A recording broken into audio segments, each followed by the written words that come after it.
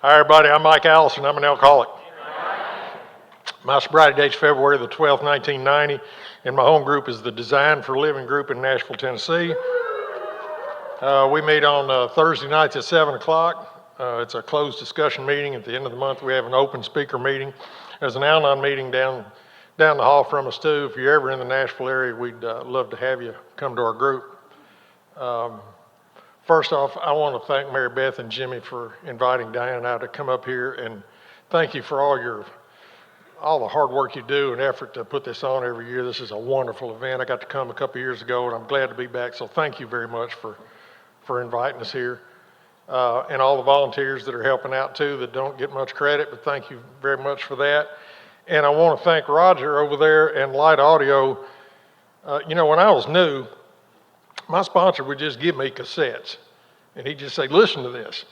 It wasn't like, I didn't go up to him and say, do you have any speaker tapes I can listen to? It was like, listen to this. And I'd plug that thing in my dash in my truck or my car, because I just had this Grand Central head. I was just a basket case when I came here, much worse than I am now, I think. But I could plug that cassette in and later a CD, and I'd hear the voice of another alcoholic, and I'd calm down. And so I've always listened. Diane and I both been big on listening to the speaker talks since we've been coming around here. And it's a great service, but I really, just lately, I've really become aware of something. As time goes on, a lot of the people that I listened to and looked up to early on when I first came in, they've all passed away. And the only thing we have left are their recordings. And if it wasn't for people like Roger and other people that go around here to these conferences and record these things, we wouldn't have that. And I would encourage you to support these people as best you can, because they're recording our history and they do a great service. So thank you, Roger. I really appreciate you doing that, for being here. I'm really looking forward to the other speakers this weekend. It's going to be a great weekend, a celebration and an example of recovery through the 12 steps, and every one of the speakers from now on is going to talk about a step, how it's changed their life and what it means to them, and that's really valuable to me, because the 12 steps are the thing that changed my life and allowed me to be here today. So I'm really looking forward to that, and I guess they invited me tonight to just lower the bar, where from now on it'll be good. And I'm looking forward to the Al-Anon speaker too, this lady down here on the front row. I'm glad Diane's here. Diane's been my partner and my lover and my friend and companion all the way through this sobriety. And we were married for 15 years when I was still drinking before I got sober. So she was here for the bad part, but she stuck around for the good part too. And we've walked this walk for a long time. I love her to death. I call her Sparky because she's got so much enthusiasm for life. She has this zest and zeal for life. I'm telling you. She tells me what her schedule for the day every day, and I just want to go take a nap, because it's a lot of stuff, And one time, by the way, before I forget, one time she told me of all the alcoholics and drug addicts she's ever dated, she likes me best. So that's as good as it gets for a guy like me. So I'm glad you're here. I'm glad the Al-Anons are here, and I'm glad you're going to get to hear Diane. Sometimes I get to do this by myself, and I'd rather have Diane here, because the old saying goes, in AA, we have as Bill sees it, but the Al-Anons have Lois remembers. And so you'll get to hear the truth on Saturday. Alcoholics Anonymous is the best thing that's ever happened to me, and maybe my family. I came here when I was 39 years old. I turned 73 this past month. And when I got here, I was I just given up on life. I was full of despair. I was despondent. I was depressed. I had this crushing depression, and I didn't know what to do. The only thing I knew is the only thing I could do is keep drinking, and that seemed to make that go away for a little bit until it didn't. And I just didn't know what to do in life anymore. And here I am standing up here now, sober for a long time, and it just amazes me that happened. And then it continues to happen, and my life unfolds. Now, I don't have a perfect life by any means. I don't get up here and say how great everything is, because it's not all the time. But I got a chance at life today that I never had when I was drinking when I came here, because I was a dead man at 39. There was a time I thought, I'd be better off if I was just dead, if I just didn't wake up tomorrow. But, at some point in time, I think I realized that I might live another 39 years as miserable as I was and not die. And that was enough to maybe take some action to get me in here. But my drinking, the way it wound up, did not start out that way. It started out being great. I mean, I grew up in a family where both my parents drank. They started a business about the time I was born, and they worked really hard every day, and then they drank in the evening to unwind. And then they drink with their friends on the weekends, to have a good time. And I thought, well, that's what you do. You work hard and then you drink to unwind.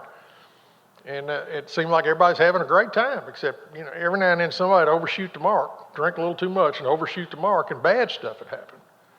And I remember thinking, well, they just drank too much. They just need to drink a little less and just get it right. I had that in my mind from day one, I guess. Well, I'm like 14 or I think I was about 15, I think. And these guys, these older boys picked me up to take me out to a party one night. And they're older than I am. They were a year older than I was, and I thought they were ancient. And I didn't fit in, and I always felt like I was out of place and all that stuff. And one of them had stolen a bottle of Gilby's gin, a pint of Gilby's gin from one of their parents' liquor cabinet, and they're passing it around the car. And everybody took a sip out of it and said, "Man, this stuff's nasty." And I took a sip out of it, and I thought it tasted terrible too. But you drink. And I got past the taste of it pretty quick, and I overshot the mark the first night. And I had a great time. Still, I don't remember anything. And these guys took me home, and I remember they dropped me off at my parents' house, and I go staggering down the hallway, and I got in the bed, and the bed started spinning. Are we the only people who put our foot on the floor thinking it's going to stop the bed from spinning? Well, that didn't work, and I got violently ill, and I woke up the next day. I had the worst hangover. It was just awful. I was sick as a dog. But it did something for me that nothing had ever worked for me before. I fit in, and I felt okay, and I felt not less than, but superior that first night. And I drank a little bit before then, but this first time I really got good and drunk. And I remember I was so sick that day, and I remember my mom talking on the phone to one of her friends, and she said, "Oh, Mike was so sick last night. He had some kind of stomach virus." So I got away with it too, And I didn't once think that I'm not going to do this again. I mean, I couldn't wait to do it again and get it right this time. And I spent the next 25 years just trying to not overshoot the mark. Because when I could get just there, it did something for me that it doesn't do for a non-alcoholic. And I thought when I got to AA, I thought everybody that drank got the same feeling that I get out of it, and they don't. That's why they don't drink. I mean, my wife will never understand why I drink. I'll never understand why she doesn't. I watch her drink sometimes. I mean, she might order a drink, and she might not even order a drink if she can. But if she orders a drink, sometimes there'll be half of it left there. And I'll catch myself looking at it. And I'll say, "Were you going to finish that?" And she'll look at me kind of smugly and say, "No, I don't want any more. I'm starting to feel it." And that's just sad is what it is. It's just sad. But it doesn't do for her what it does for me. And that's the difference.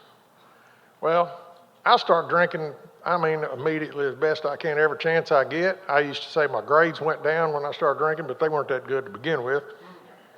But I just basically was a wild man in high school. I mean, I'm a guy, bare-chested, drive fast, music cranked up to 11, just a heathen. But I was a good worker. I worked for this family business after school and during the summertime for two reasons. Number one, it made me the money I wanted to lead this lifestyle I'm starting to have. And the other thing is I thought if I was a hard worker, I'd get my dad's respect. All my self-esteem was built up in what I did for a living and working. I thought if I was a hard worker, my dad would respect me. And I took that into my adult life, by the way. Well, I get out of high school, and my parents send me off to college in Memphis, Tennessee, to get a college education to be of some value to this business that I was destined to go into, which I did for a long time. And I got there in the fall of 1968, and that's when the drug culture just started in Tennessee, I suppose. It was non-existent before then, and all of a sudden, just overnight, it seemed like there was all this other stuff out there. And I'm an alcoholic. I'm a real alcoholic, but I like all those party favors that are out there too. And so I started doing all that stuff too, and I basically just drank and drug my way through 4 years of college. Now I'm a guy, I'm a guy with good intentions.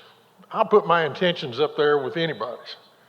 I found some old report cards, I don't know, sometime back when I was in grade school. And your teachers would always write comments on the back of your report cards. And they'd always mark needs to practice self-control. They always mark that one. But the other thing they'd put on there is, Michael has great potential. And I thought, I got potential. I tell people, man, I got potential. Now, if you're new, I'm just trying to tell you that just means you hadn't done anything. It just means you might do something. You were capable of it, but you hadn't done anything. So I'm a guy with intentions and potential. To make a long story short, I dropped out of college lacking 6 hours to get a degree in business management. Because I thought, I don't need that. I'm going to go to work for the family business. And I drop out of school and I go back to Nashville to go to work for this family business where I stayed for 33 years. But right before I was about to drop out of college, I meet this lady on the front row and I fell madly in love with her. And I am smitten with her right now. I just love this lady to death. And she was in Knoxville, Tennessee, which is like 400 miles from Memphis, the opposite end of the state. We're carrying on this long distance relationship. Well, I drop out of college and I go back home. I got a haircut because I had long hair. My dad wouldn't let me go to work with long hair. So I had to cut my hair and go to work. And so I start doing really well in this business. For the first time, I was a hard worker. I was ambitious and energetic and all this stuff. So I'm doing really good at this job. And Diane comes back to Nashville and we're dating. We dated for a couple of years. And my alcoholism is increasing all the time. But I'm not aware of it. I never was aware of it till the end, really. So I'm working hard and I'm playing hard. And Diane and I, after about 2 years of dating in Nashville, we're not getting along. I wasn't the best boyfriend in the world, but I thought she was trying to manage me to death. I thought she was going to help me to death sometimes. And I didn't have any communication skills with people about how to talk to them. And so I just broke off the relationship with her. Just one day I just said, we're through. And I wouldn't tell her why. So she said, well, que sera, whatever will be. And she just went off with her life. And about a year after that, I had to get my wisdom teeth out. They give you a bunch of drugs to do that. And they said I had to bring somebody with me. So I brought my office manager to work with me. And this guy, they put this IV in my arm. They could have pulled my jaw out. I wouldn't have cared. And this guy leads me out of this oral surgeon's office. And he gets me back to my apartment. And he said, look, I got to get back to work. And you're really a mess. Is there somebody I can call to come look after you, for a couple hours till this stuff wears off? And I'm just loaded on these drugs. And so I start writing on a piece of paper, call Diane, and I wrote her work number down. Now, this guy knew I dated Diane, but he had no idea I'd been broken up with her for over a year. And he just picks up the phone and he said, hey, Diane, this is George, and Mike's had his wisdom teeth out, and he wants you to come over and take care of him. And she's thinking, George who, Mike who? I mean, she had another guy living with her, which was a little problem. But she came over on her lunch break. And I'm just loaded, and I start writing, I love you, I want you back, move in with me, you know how we are. And she did. 2 days later, we've been together ever since. And that was March 18th of 1975. And every March 18th, we celebrate Tooth Day. And I tell you that has to do with drugs. And again, I believe in singleness purpose. But I want you to know that by the time I'm in my mid-20s,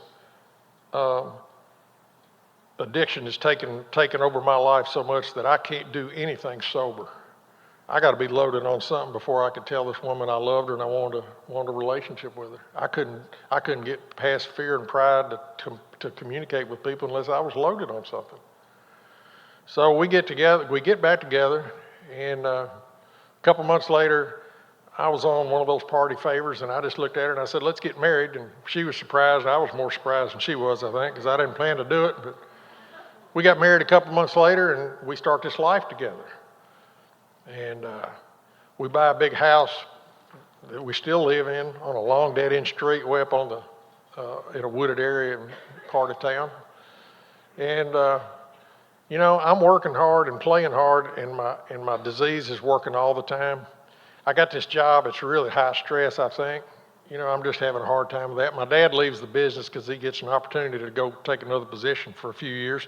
So I take over this business when I'm pretty young, and I'm working hard and all that stuff. And it was a high-stress job, but I go to my doctor and I said, look, I'm having trouble. I got this stressful job. And I said, can you help me? And so he writes me a prescription for some tranquilizers. And then later on, I started getting these migraine headaches that were really painful. So he gave me a prescription for painkillers for those. And then I started having this crushing depression. I mean, just days at a time. It was just awful. And so he diagnosed me with clinical depression. And he put me on antidepressants. And I was on antidepressants for 9.5 years before I got to AA. Now, hear me out. I'm telling my story up here. I'm not telling anybody what to do. But I was misdiagnosed. All I had was untreated alcoholism.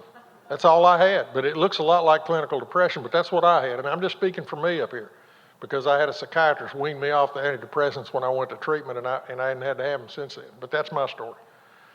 So I'm taking these tranquilizers and these painkillers and these antidepressants and all these other street drugs I'm taking and washing that down with Crown Royal and just trying to power through life and be somebody. And by the time I'm in my mid-30s, I start doing some real crazy stuff. Like I said, we bought this house that we still live in. It's way up on this high hill on a long dead-end street. And most of our neighbors don't have any yards or landscaping or anything. They just have their houses in the woods. But I was in the landscaping business, so I want to show off what a big shot I was being a landscape guy. So I'm trying to grow grass in front of my house and have all these bushes and trees and all that stuff and shrubbery and the leaves would fall and I'd have to rake all these leaves, and of course he'd shade it out in the summertime. So one day I just thought, well, I'll just cut all my trees down. And that would have been a pretty good plan, but I wasn't exactly sure where my property line was on one side of me. I knew where it was. Our property lines are marked real clearly at the street, but our lots go way down this steep hill. I mean, I've lived there since 1976. I've only been down there maybe 2 or 3 times because it's about straight up and down. Well, I get my plat where I bought my house and a compass, and I go wander down this hillside, and I find this old rusted out fence post in the ground, and I convinced myself that was my property line. And then I called up a surveyor, and I said, look, I found my property line, but I can't even see my house. I need you to mark this line for me. And those guys walked down this hillside with me, and they looked and they said, we don't think this is right. They told me that 2 or 3 times. But I'm an alcoholic. I got this laser beam focus. I know everything. And if I'm paying you, you're going to do it my way. And so that's what they did. They marked that line from where I told them to up to the street. And when they got through with their surveying, laying that line out I told them to do, the stakes and flags were almost touching my next door neighbor's house next door. I mean, a sane person would have thought, well, maybe these guys are right. I've since found out since I got sober, if you need a property line found, you can just call up a surveyor and they'll come find the line for you. You don't even have to tell them where you think it is. But I thought I knew everything. The first thing goes through my mind is, well, that old goat, he's been using my property all this time. He built his house up here before we got here, and he's using my land, and I feel violated. Well, I wasn't gonna wait till he got back from Florida where he was with his wife to discuss it with him. I got no communication skills. I'm just a, tornado roaring through the lives of others. So I call up a buddy of mine with a tree surgery company, and they send these 2 big bucket trucks up there with all these guys with chainsaws, and they cut all these trees down between their houses, and there was a lot of trees. According to a jury of my peers, it was $50,000 worth of trees in 1984. Because when my neighbor got home, he wasn't happy with my surveying, and he sued me. He should have. He did. And he was so upset that he asked for a jury trial, which was unusual in a civil case. And I had to sit through a 2-day jury trial for cutting this man's trees down. And I dressed up in a 3-piece suit with a big gold chain and a pocket watch. I go strutting in the courtroom like I'm some dignified businessman that's been falsely accused. And I'd sweated all the way through the suit. I was chomping down these blue Valiums I had in the bathroom during the recess while his attorney just portrayed me as a nut for doing this. After 2 days, they awarded him the $50,000, and they added $5,000 more punitive damages to him that he didn't even ask for. And if you're new tonight, I'm trying to describe what a resentment is, because I hate this guy. I think he overreacted. I mean, I never took responsibility for my own actions. I never did. I'd make it your fault. I could turn it around without thought, you know. So this is how I'm treating my next door neighbor. And I mean, the next couple of years, I just made his life miserable. I mean, if I'd see him on the street, I'd ease my car over in his lane like I was playing chicken with him. I'd curse at him when he got his mail. I was just awful. But I did something worse than that. A couple of years before he sued me for cutting his trees down, he came to me because he knew I was in the landscaping business, and he asked if I could get him a weeping cherry tree for his yard. He said, my wife thinks that's the prettiest tree there is. Can you get me one of those? I said, yeah, I can do that. What else you want? And he said, well, I don't know anything. I said, well, go ask him if there's anything else he wants. And I know he thought I was trying to sell him something, but I was just trying to be the big shot. And so he came back and told me a couple other bushes that he wanted, and I asked him where he was going to plant them, and he showed me. So I went and got one of my crews and got this big weeping cherry tree and these other shrubs and planted them in the man's yard. And he came over to my house, and he wanted to pay me. He said, look, I was hoping you'd just get me this stuff. I didn't mean for you to plant it. He said, how much do I owe you? And I just remember rearing back, puffing my chest out. I said, oh, you don't owe me anything. It's like, look at me. I'm a big shot. I got my own company. I don't need your money. I can just do these things. And I wasn't doing anything for fun and for free. It was all for a trade, you know, to look at me, look at a big shot. So I wouldn't let him pay me. Well, a couple of years later, after he sued me for cutting his other trees down, I went over there the very next night with some herbicide, put on the weeping cherry tree, and killed it. Yeah. So that's how I was treating my next door neighbor. Along this time, throughout this period, Diane had our 2 sons. By the way, they were 8 and 11 when I got sober. They're 41 and 45 now. But one thing I used to say when I came here is that I didn't hurt anybody but myself, but that was such a lie. Because Diane used to take our young sons over there and visit these people. They were an elderly couple, and they were wonderful people. And Diane didn't have any recovery, and after we had that falling out with that man, they never went over there again. So I denied them that relationship. And by the way, I give you all the details about what I did because my story is about forgiveness and redemption, and I want to tell you how the 9th step changed all that far better than anything I could have ever done. But that's how I'm treating my next door neighbor. My dad came back 4 years later and wanted his job back. And I said, no, I got this now. You just need to retire. And he drank like I did. So he and I clashed a lot. And I was really having a terrible time with my dad. And about this time in my late 30s, man, alcoholism just took me to the dark side. I don't like talking about this, but this is part of our story. We share this openly. I started cheating on my wife. And I knew it was wrong, but that's where the darkness alcoholism took me. So I'm doing that, and I'm not getting along with my dad. And one day, I went to work one day, and I brought my shotgun to work.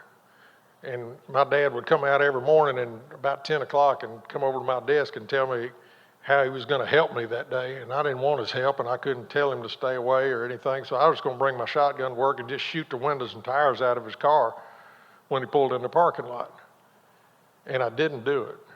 And I'm so glad I didn't do that. But I went home and I told Diane what I was thinking about doing. And she just finally stopped trying to fix me like she'd been trying to do for a long time. She said, you need to go find some help.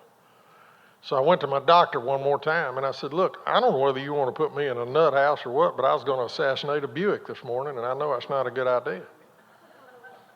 And so he set me up with a psychologist to go see on Monday.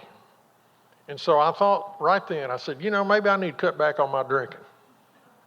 And I would quit drinking from periods of time. If Diane got on my case or I made a fool of myself somewhere, I could stop. Of course, I'd take enough drugs to beat the detox to do it, but I'd go through periods of time where I didn't drink. And I actually quit drinking for 8.5 months one time on my own. It's the worst 8.5 months I've ever spent in my life. Because, if you have a drinking problem, just quit drinking. You'll be fine. But I don't know about you, but when I stopped drinking, that's when alcoholism is the most painful. Because I got that itch inside I can't scratch. So I tried that, But I thought, well, maybe I need to slow down. So I didn't drink that weekend. And I go see this lady on a Monday. And I remember writing on my calendar, $75 for 60 minutes. I thought, I'm going to get to tell her what a rotten guy my dad is, and my wife's on my back, and I got all these problems. And I go in there, and the lady said, well, before we get started a little bit, he said, I want to ask you a few questions. She said, how much do you drink? And I just looked at her, and I said, well, I don't drink. And she said, you don't drink at all? I said, no, ma'am. And she said, well, did you ever drink? I said, yeah, I used to. She said, how long ago did you stop drinking? I said, Thursday. I thought if you can stop drinking, you don't have a drinking problem. But actually, that was a lie. I looked on my calendar. I actually quit on Friday, but I thought if I added a day to it, it sounded like a longer time. This is Monday. And she said, well, before you quit drinking, how much did you drink? And honestly, I to this day, I really don't know because I never ran out. I had supplies all around me. It was a priority. I never ran out. My old buddy Tom said I used to clink in the wintertime because I'd have these Crown Royal miniatures in my pocket, my little men. So I don't know, but I told her as best I could how much I drank because I was really hurting that morning. I was just hurting. And then she said something that just knocked me down. She said, do you take any drugs? And when she said that, I just collapsed. It's like I was just tired of living this life. I couldn't live this live a life that I'd been living for so long. I mean, it was like somebody took a boulder off of me and the sunlight hit me. I said, yeah, I take some drugs. And she said, what kind of drugs do you take? And I told her all the stuff I had prescriptions for and all the stuff I was getting from undocumented pharmacists or whatever you want to call them. And she said, do you have any drugs with you now? I said, yeah, I do. And she said, what kind of drugs do you have with you right now? And I said, I pulled out my change and I started just counting these pills that were loose in my change. And I had 37 blue Valiums just loose in my change, and she thought that was a lot. But I'd quit drinking on Friday, and I was a little jumpy, so I bought 100 of them. That's what I had left on Monday. You know? And she stops the interview and said, before we go any further, I want you to have an addiction evaluation done. And I thought, I ain't even told you about my father yet, lady. I got real problems here. I mean, I had no clue of the danger I was in. So she sends us to another trained professional, and Diane and I both go, and we fill out these forms. And then he gets us in his office. He said, look, he said, this questionnaire you had, he said, this stuff's not rocket science. It's pretty standard stuff. He said, what you've written down here, he said, you've probably been an alcoholic for at least 15 years. And if you don't get some help pretty soon, you might die. Now, the first thing that went through my mind was, how could you say that in front of my wife? I mean, my ego will kill me trying to protect itself. Not that my life was in grave danger, it's how my secret's out. And I said, look, I can't go to treatment. I got this business that I'm running, and I've been laying around all winter, and it's not doing well, and I got to go back to work. And the guy said, if you don't do something about your drinking, you may not have a business, you may not have your life. And Diane hadn't been to Al-Anon yet, and she said, well, what can I do? And the guy said, pack his bags. Another resentment. So I said, look, I can't go away for 30 days. I got to run this business. He said, well, go see these people about an outpatient program. You can go at night for 6 weeks. So a couple of days go by before I go see this lady at the treatment center, and I'm seeing all these billboards. They were billboards for treatment centers on every corner, it seemed like back then. And I'm looking up, seeing all these billboards, and I went, you know, they just know I got good insurance. They're trying to rip me off. I don't have to do anything. You know, I got this. And I'd go through periods of time, I don't know whether you've done this or not, where I think I can't live in my skin another 30 seconds the way I'm living. And then a minute later, I think, well, I'm not that bad. And I'd go back and forth on that. But I go see this lady in the treatment center, and she tells me about her program, and I'm just thinking, that's great what you people are doing here. But I'm busy, and I know how to quit drinking on my own because I've done it before. I'll just come back this fall, you know, whenever I got time and do your classes. And she looked at me like I was crazy. And she said, just because you quit drinking doesn't mean you're going to quit hurting.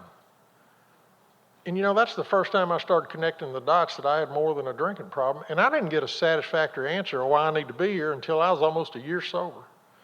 And my first sponsor, Buff, took me to Memphis from Nashville to hear a guy named Clancy from Los Angeles.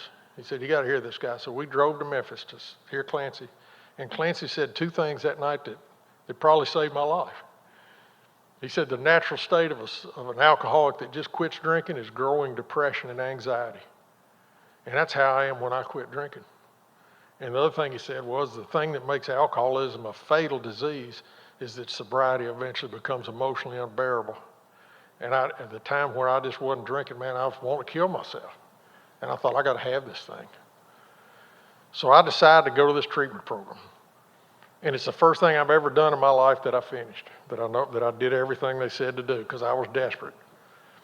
And part of this program I had, they said I had to go to 5 AA meetings a week. And I thought they meant 5 meetings. They said, no, 5 a week. I said, man, I can't go to 5 AA meetings a week. I'm too busy.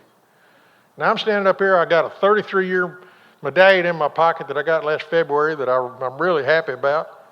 But I never want to get too many years and not enough days, man. This is a one day at a time deal for me. I'm doing Thursday things on Thursday today, John.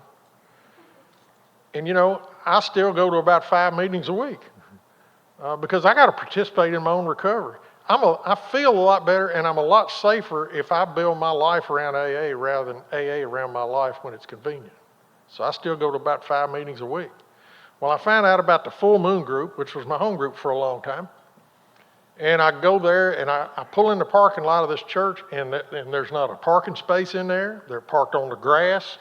I thought, well, man, I've come on the wrong night. You know, the church this must be having some kind of picnic or bazaar or vacation Bible school or something.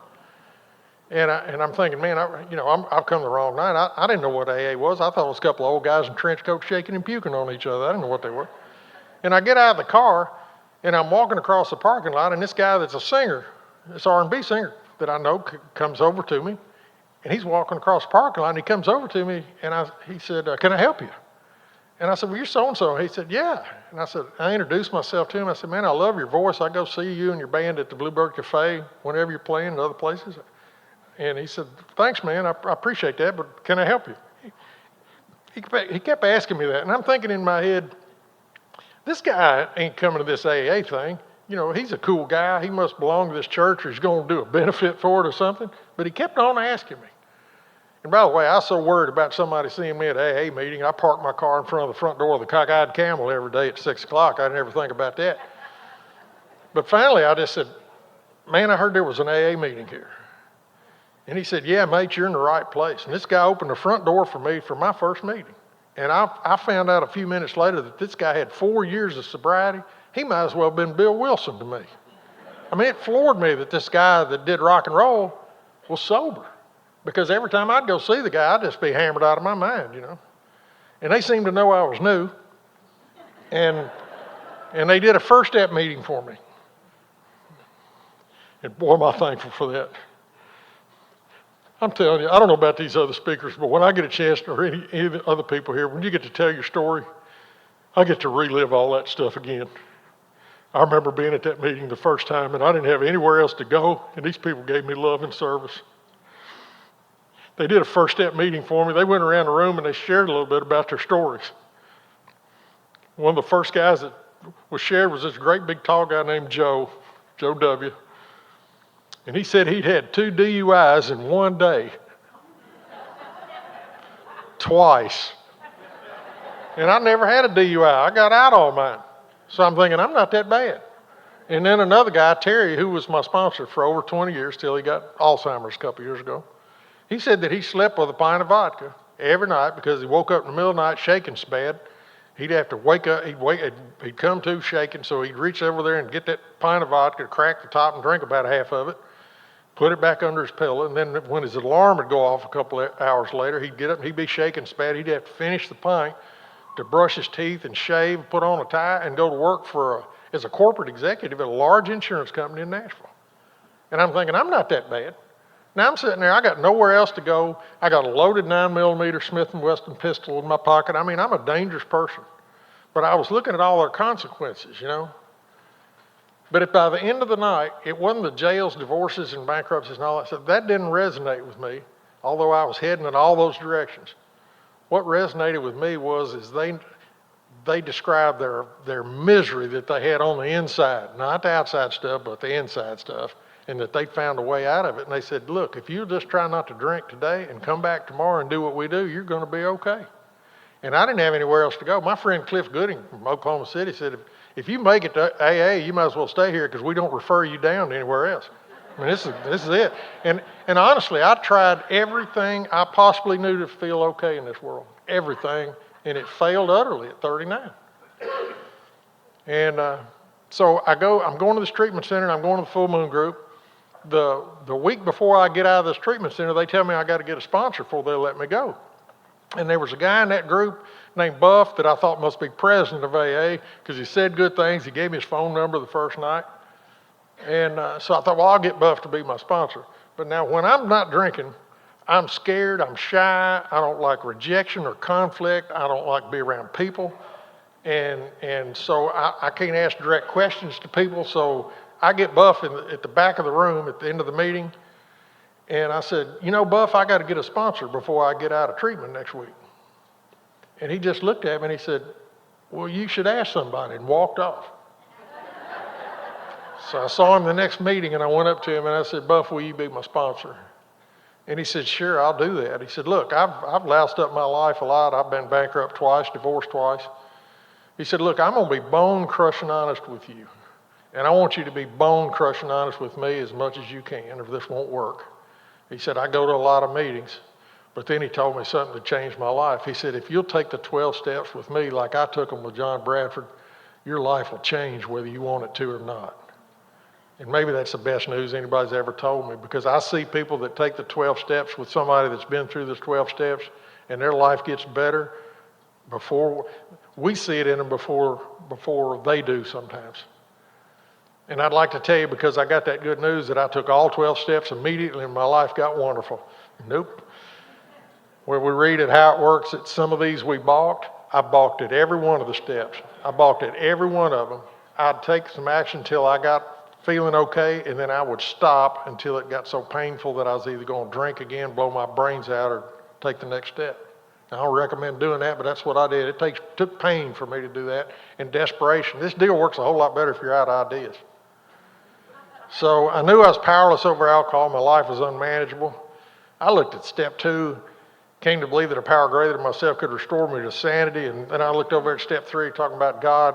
Man, I was a savage when I came in here. You know, I went to church when I was a kid. When I went off to Memphis to college, I never went to church again. My parents would come visit me, and I'd ride them around town when they'd come visit me in Memphis, and we'd go by this big cathedral, and I'd say, that's where I go to Mass on Sunday. I've never been in that church in my life. And I came back to Nashville, and as my drinking got just darker and darker, Diane and I got married by a nice priest who counseled us, and I went there for a while, then I left, and then my alcoholism got bad, and I was just a savage. I thought, if there is a God, he's going to fry me for all the stuff I'm doing. But Buff said, why don't you find your own concept of God? And he said, showed me on that 3rd step prayer. He said, well, when you get ready, why don't you say that 3rd step prayer? And I didn't like the way it read because it had a bunch of these and thous in it, so I retyped it in modern English. That's the way I said the 3rd step prayer. And he told me, he said, I want you to get on your knees every day and just ask God to direct your day. And at night, I want you to get on your knees and thank him for keeping you sober. I said, okay. A couple days later, he said, well, how's that going? I said, hey, man, I ain't doing that. That stuff doesn't work for me. And he said, Hoss, what do you got to lose?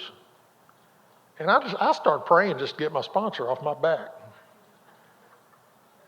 And I'm glad he did that, because something changed, and I don't know what happened. I started getting in that routine, and I struggled with it for a long time. There was times where I'd be on my knees saying my prayers, and I'd think, I don't believe any of this stuff. Why am I doing this? This is stupid. You know, I had that sickening rebellion that the book talks about. But there was a man in Nashville, Mo Holleran, who I miss a lot, and he said one time, you don't have to feel spiritual to be spiritual. It's all in action. So the more I took those actions, it got better.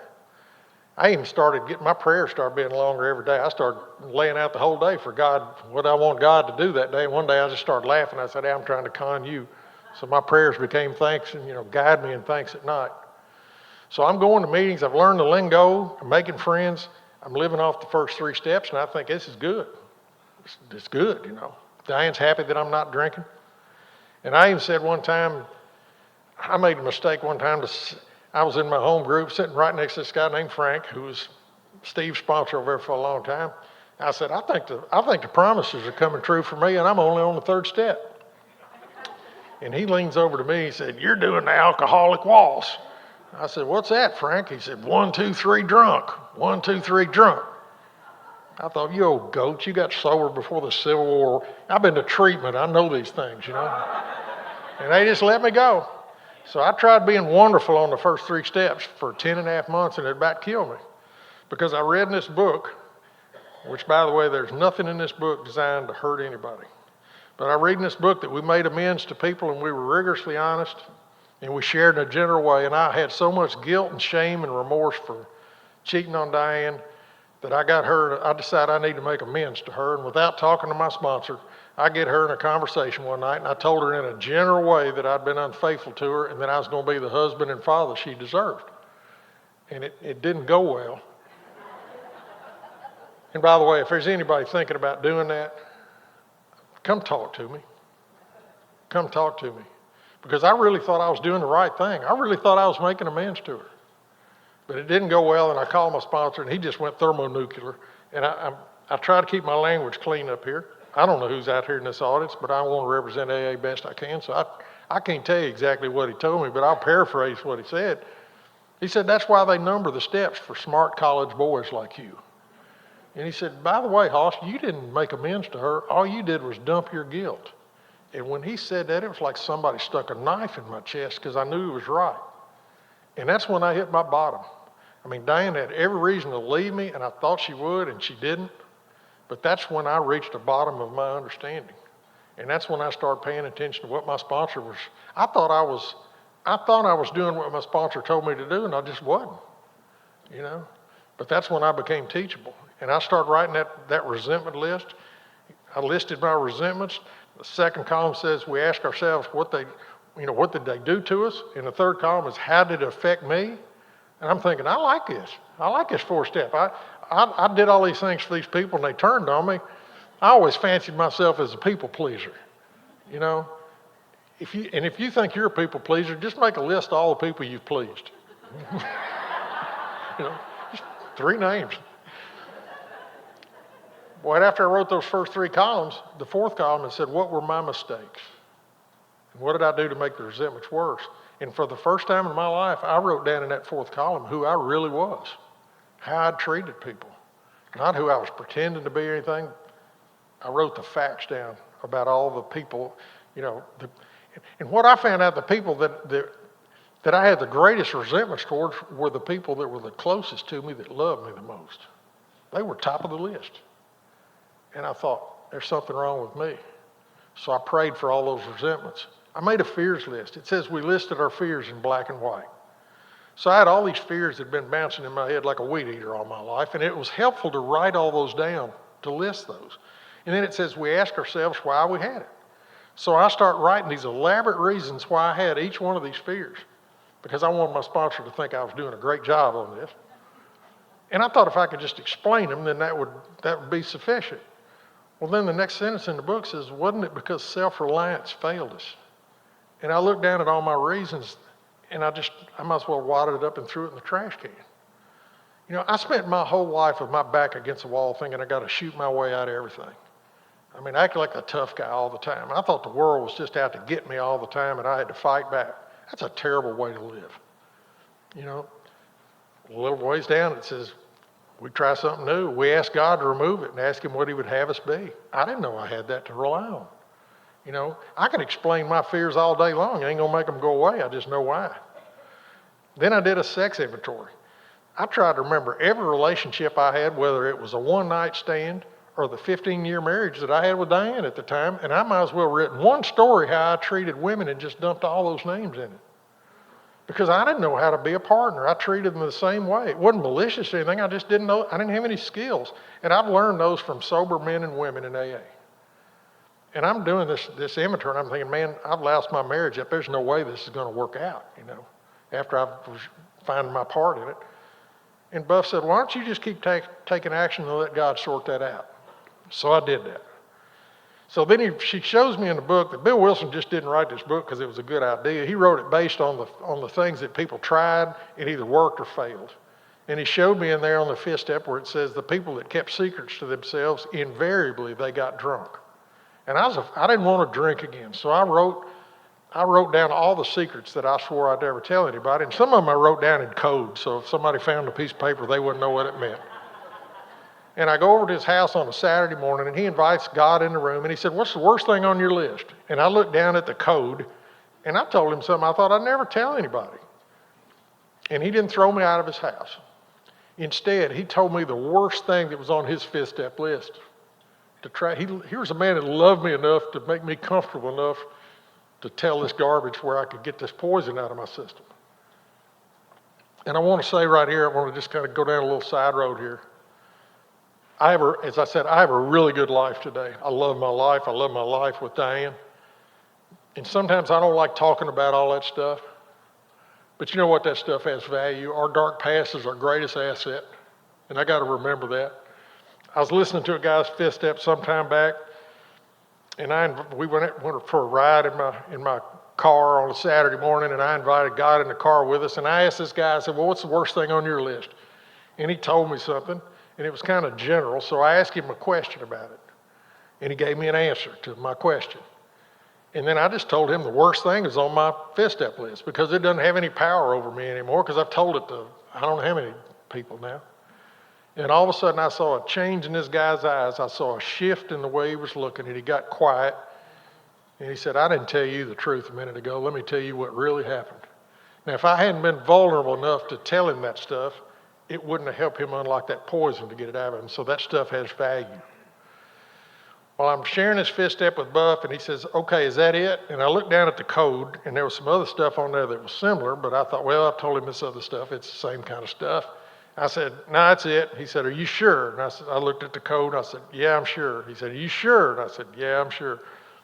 So I leave his apartment, and I was going to go to my office to review the first 5 steps, like the book says, and I get about a half a block from his apartment, and all of a sudden it dawns on me that I didn't tell him everything. And it's like somebody just kicked me in the chest. And I went, and for the first time I connected the dots. You know, there was a guy coming in my Monday night meeting and he couldn't stay sober. He'd get sober for a while and he'd do a fifth step, he'd leave something out and he'd get drunk again. He had just done that the week before. He'd come in and picked up a white chip again and he said, I left something out of this fifth step. It bothered me so much that I drank again. And that's when I connected the dots that if I'm a real alcoholic, I got to do all this stuff.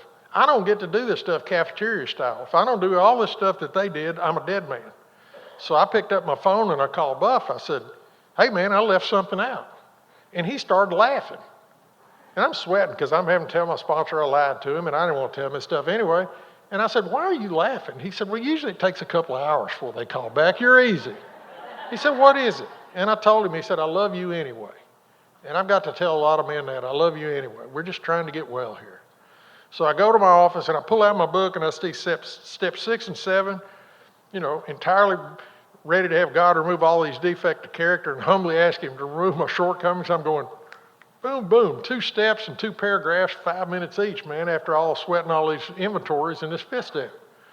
And by the way, if you're stuck on if you're procrastinating doing a 4th or 5th step or a 9th step amends, every time I've done that, when I finally get off my tail and take the action, I get relief from it, and I look back and I say, why didn't I do that sooner?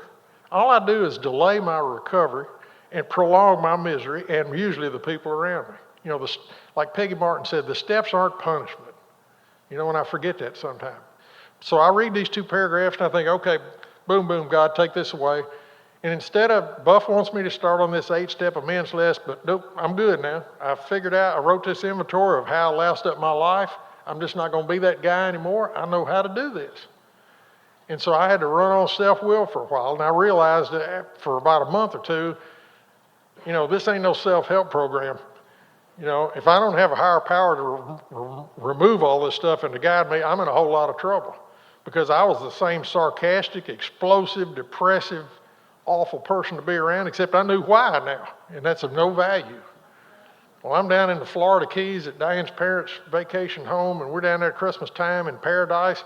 I'd cussed out my father-in-law on his boat, and I'd yelled at both of my sons. I just made everybody mad, and I called my sponsor up and told him what I'd done. And he just starts laughing again. He said, congratulations, Hoss, you've been trying to remove your own character defects. He said, why don't you just get on your knees in a corner somewhere and say the 7th-step prayer like you mean it, and let's get busy on these amends. So I did that. And I made a list of all the people I'd harmed, and I wrote down a second column what harm I'd caused them, and then I left it blank, and I gave them to my sponsor. I said, please help me with this. And that's when I realized the real value of a sponsor. particularly one that I've gone through the steps with. He knows my story. He's an unemotional third party. He's also an English-to-English interpreter at times. So Buff made these recommendations about what to do, and I want to tell you about a couple of those. And the first one I want to tell you about is to my wife, because I love this woman more than anything on this world. And Buff was about 2 years sober, and he read in the book and showed me something to back it up, and he told me to write a letter, and he told me how to write the letter, what to put in there, what not to put in there. And so I did that, and I handed it to Diane, and she read the letter and just tore it up right in front of me. So I went back to Buff. I said, hey, man, that didn't work. What else we do? He said, well, this is what I think is the best course right now. Why don't you just try to be the best husband and father you can be? Now, that was still better than what I tried to do the first time. And things got better for a while. But I thought they were better than they were. Because 5.5 years later, we were in a family counselor's office because something involving one of our sons. And we were in that counselor's office 5 minutes and my infidelity came up. And I got some information in that counselor's office about what my wife wanted for an amends. And I took it back to my sponsor, and I told him what she wanted for the amends. And he said, what do you think about that? And I said, I don't think that'll work. I think she'll leave me. And he said, well, can you stay sober if she does? And man, I didn't want to hear that because I really wanted this marriage to work. But I got the courage to make the amends to her. And that's when I realized, there's again, this book there's nothing in here designed to hurt anybody, but I have to make amends to people the way they want it, not the way I want it. And let the consequences be what they are. And I went in that counselor's office and I told her, I said, look, I love you. I don't think this will work, but if this is the amends you want, I'm willing to do it. And I made that amends to her, and that was 28 years ago last December. I've got a marriage that's built on honesty and trust today. This is the first real relationship I've ever had in my life. I'm a partner in this relationship. I know the scars are still there for what I did in the past, but I made the amends the best I could, and Diane forgave me from it, and we got to build this life together. Some people out there say, well, I ain't waiting 5.5 years to fix a relationship. I'm telling you, the guy standing up here I wouldn't trade my relationship with her with anybody in here. And I work real hard trying to keep that slate clean. Now I want to tell you about my next door neighbor. Buff told me, he said, when you go make amends to people, you don't just go tell them you're sorry. They know what a sorry son of a gun you are. He said, you need to go apologize to him, and you need to plant him another weeping cherry tree. Now, you don't need to tell him you know how it died. That won't add to his life.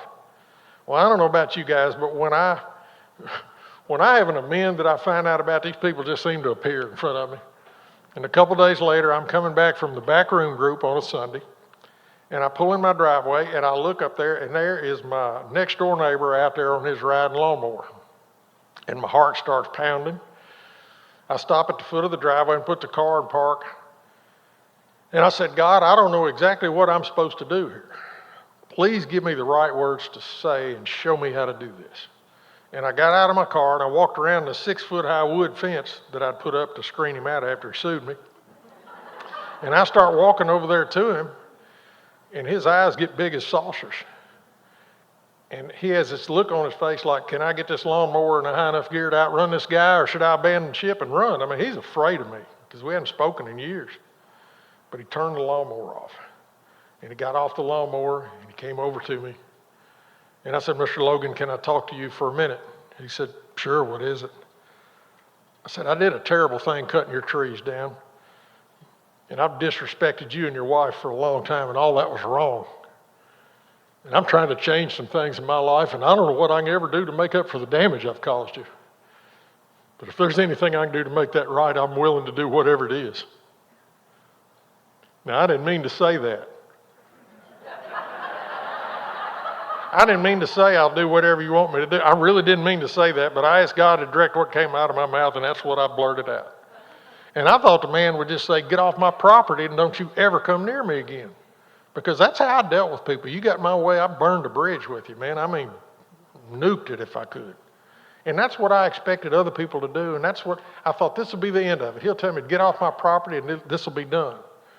But instead, this man came over and he put his arms around me and he started hugging me and he started sobbing on my shoulder. And he held me for a while.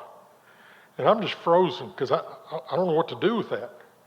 And he held me for a while. This man was 80 years old at the time. And he pulls back away from me and he looks me right in the eyes and he said, what's in the past is over. He just forgave me, just like that. Now I'm so freaked out by that. My mind says, okay, he's forgiven you, run. I mean, I wanted to run away. And I would have if I hadn't had clear instructions from my sponsor about what to do. I heard Buff's voice in my head say, don't you run away, Hoss, you got something to do here. Because if I would have run away, I would have missed what I'm going to get to tell you now. I would have missed it. I'd have missed it all. I said, look, I appreciate you forgiving me, but I really want to do something to make up for this, for the damage I've caused you. And he looked at me and he said, you already have by coming over here. He said the thing that hurt me and my wife the most all these years is that we'd lost our neighbor. We've been praying every day that we'd get our neighbor back, and now our prayers have been answered. Now, I've been pulling my driveway cussing him every day, and he'd been praying for me. The sponsor told me after he'd heard me tell his story a couple times, he said, you know, if you ever get to where your higher power's not big enough, why don't you just borrow Mr. Logan's for a while?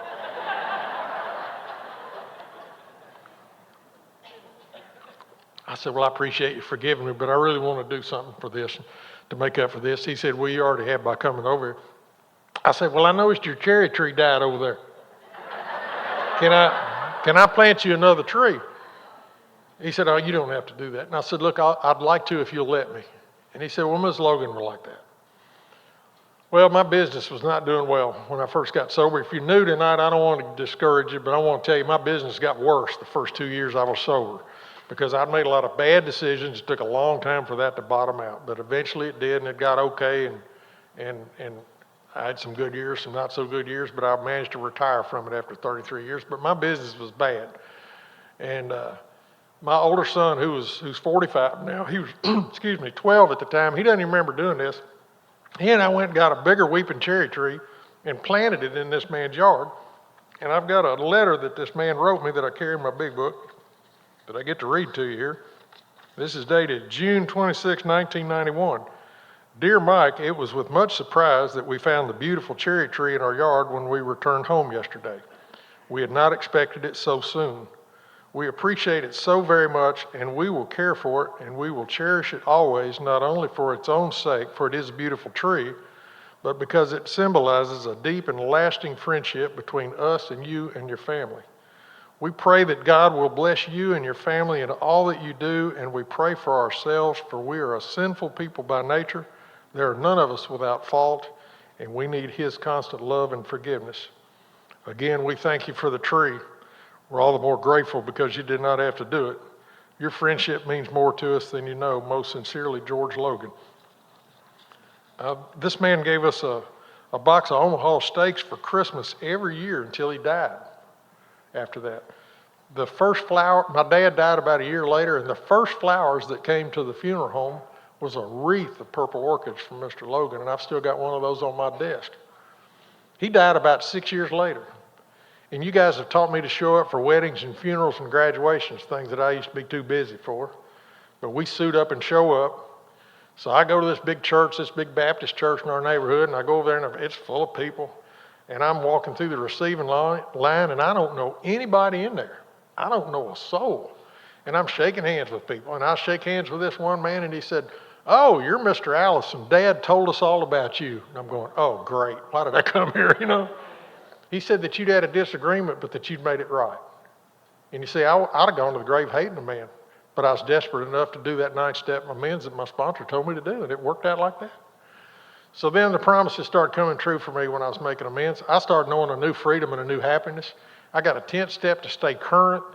You know, I'm an alcoholic and a human being. I'm going to make mistakes, but I can take my own inventory, quickly make amends, and move on. I got this 11th step to get to know this God that I don't understand, that I gave up trying to figure out and put in a box somehow. I just know there's a God that I trust and believe in that's working in my life and continues to work in my life. So I practiced that. I had this 12th step. I had a spiritual awakening as a result of the steps. That's what you get. And I'm trying to, be the best AA member I can be. I'm in AA, Diane's in Al-Anon, our kids are in Alateen, we're in Al-Dog and Al-Cat and everything you can belong to. I think, look at us, we're the recovery family. It goes to my head like, oh, look at me. And then all of a sudden one day I get a call from my younger son's 8th grade principal and said they'd caught him with some weed in his tennis shoe. And we have zero tolerance in Tennessee. If you get caught with guns or drugs, you get out of school for a year. And they said, come get your son right now. And I thought, you don't understand. We're the recovery family. This can't be happening to us. So I pick him up, and about a month later, we get him in this alternative learning center. And what that meant is I had to leave my work every day and drive a little after 1 o'clock every day and drive all the way into Nashville and pick my son up between 5 minutes to 2 and 2 o'clock and either bring him to our house in South Nashville or my sod farm that I had out in West Nashville. And I had to work extra hours for a year. And I think, I've got a bad case of contempt prior to investigation. I mean, I'm such a knucklehead about things. I'm thinking, is this my reward for staying sober and sponsoring all these guys that my kids get kicked out of school and I got to work extra for a year? What it did, it forced me to spend time with my son every day that I wouldn't have spent because I worked all the time.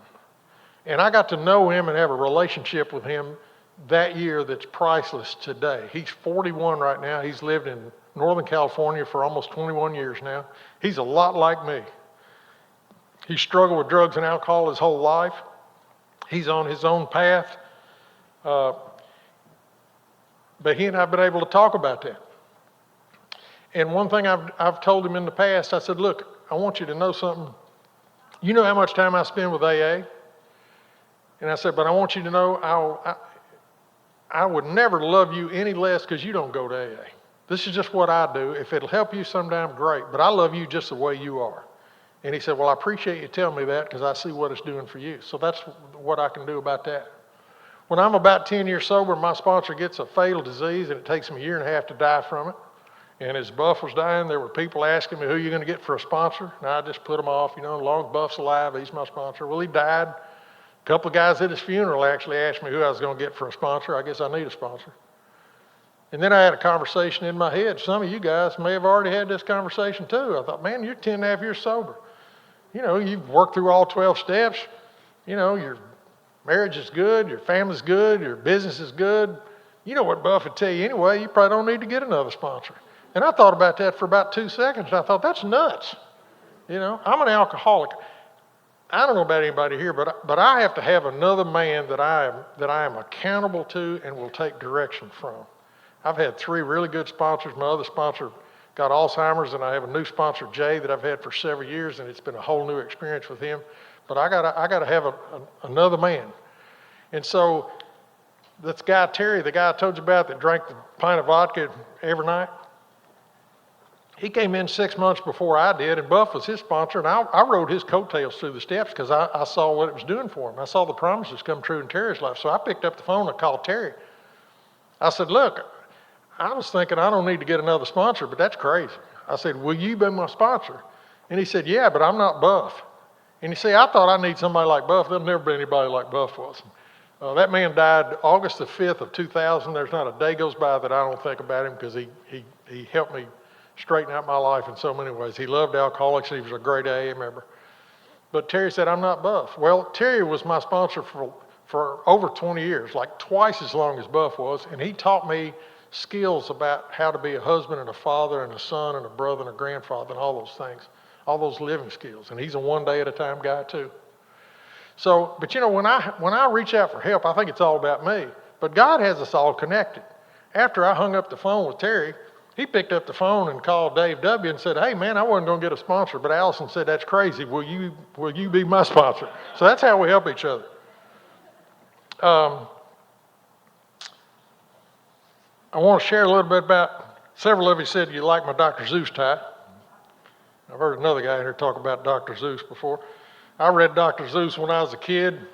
I read them to my sons. I read Dr. Zeus books to my granddaughter. Really, that's about as intellectual as I get, Dr. Zeus. But my grandson gave me this tie. And our granddaughter was the light of our life. We took her to meetings when she was little, and then about 5 years ago when she was going to graduate from high school, we were going to have a big party with her name on the banner, and she said, I don't want my name on the banner. I said, what's that about? She said, well, I need to talk to you. And she came over and said, I want you to know I'm transgender. And I've known that since I was 12 years old, and people at school don't know me under that name anymore, know me as another name. And I've ordered a boy's cap and gown, and when I get my diploma, I'm going to get my diploma under my new name.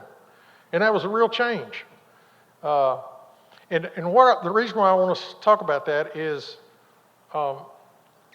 because as a sober member of Alcoholics Anonymous, I can accept people and love people where they are.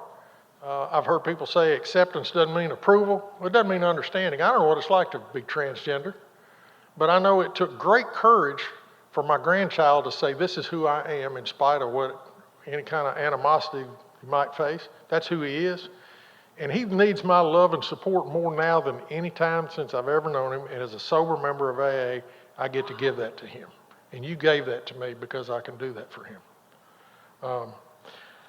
There's a couple things I want to say before I sit down. A couple things I've been wrong about for the last couple of years that I just found out just in the last year or so. One is I thought when I made amends to people, some of them a long time ago, the first time I made amends, I had all these dumpster fires in my life and that I was trying to put out all these fires. And I thought, okay, I made this amends here, good, I fixed that. I made this amends here, I fixed that. What I didn't know is that the amends I made, some of them a long time ago, are still paying me dividends today. It didn't just stop there. It set the pace for me to, like reading this letter from Mr. Logan, I didn't realize that story might help people, but that's still paying me dividends today. That relationship that I have with my son, those things are still paying me dividends today. Now, that doesn't mean I rest on my laurels and say, look what I did 30 years ago. I'm not saying that at all. It keeps me in the game, though. And the other thing what I realized is when I came here, my whole life, I was just a patch of weeds. And when you're a weed patch, all you do is reseed more weeds and grow more weeds. But the 12 steps allowed me to chop all the weeds down. They cut the weeds down, and they brought me good seed to plant instead of the weeds. So the good seed started coming through. And the more I live this way of life and walk toward the light, I reap more than what I sow. The other thing is I've thought for years that the grace of God entered my life when I got sober. I really thought that. I thought that's when the grace of God entered my life. I've been wrong about that. Been wrong about it. The grace of God was always there. It was always there. There was a light trying to pull me out of the darkness all those years. When I was walking down into hell, in the darkness of my alcoholism, that light was there. And my job today is just to keep walking toward the light. If I can walk toward the light and embrace the grace, I stay out of the darkness. And that's what I want to do today. I want to close with something. This is dated Reflections from December the 2nd. And it's from the 12 and 12. The reading is, having had a spiritual awakening as a result of these steps. And the comment was, as I continued to go to meetings and work the steps, something began to happen to me. I felt confused because I wasn't sure what it was that I was feeling. And then I realized I was experiencing serenity. It was a good feeling, but where did it come from? Then I realized it had come as a result of these steps. The program may not always be easy to practice, but I had to acknowledge that my serenity had come to me after working the steps. As I work the steps in everything I do, practicing these principles in all my affairs, now I find that I'm awake to God, to others, and to myself. The spiritual awakening I've enjoyed as a result of working the steps is the awareness that I'm no longer alone. I love God. I really love Alcoholics Anonymous. I love all you people, and I really do love this good life. Thanks for letting me be here tonight, and let's enjoy this great weekend.